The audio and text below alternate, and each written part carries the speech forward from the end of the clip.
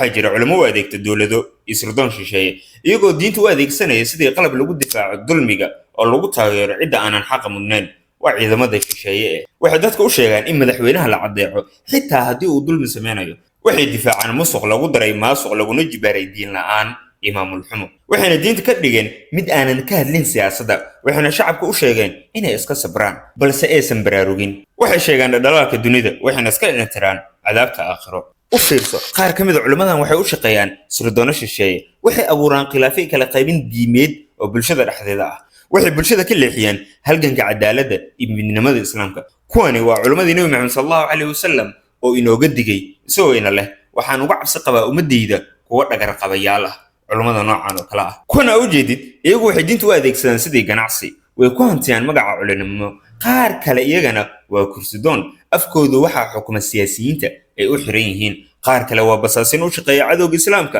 iyagoo magaca diinta ku qarinaya khiyaanadooda marka culimmada noocan ay noqdaan kuwa ugu codka dheer bulshada dhexdeeda runtu waa ay baabaadaa dulmigu waa uu xoogeystaa bulshadana waxay lumisaa jihadii xaqa ahayd si kastaba ha ahaatee waxaa jira culimo daacad ah kuwa aanan ka cabsanaynin gaalada kuwa runta u taagan xitaa markii la cadaadiyo marka la handado marka la xiro amaba xitaa marka qaarkood ay naftooda ku waayaan jidka ilaahay subxaanahu wa tacaala waxay bulshada si dhab ah u baraan qur-aanka iyo sunnada nebi maxamed sallallahu calayhi wasallam waxayna iska diidaan lacagta iyo maamuuska beenta ah ee ka imaanaysa dowladaha shisheeye ee gaalada ah ama kuwa Soomaaliyeed ee iyaguna gaalada ah waxayna ku dadaalaan midnimada muslimiinta saaxiib ogow Allah ayaa ah xaqa Allah ayaa ah midka mudan in la caabudo culimadu kaliya waa in la ixtiraamaa ka fogow kuwa diinta u adeegsanaya kursiga hantida iyo danaha shisheeye saaxiib raadi culimada runta u taagan kuwa aanan ka cabsanaynin gaalada kuwa aanan ka cabsanaynin dowladaha gaalada soo dhiseen kuwa aanan ka cabsanaynin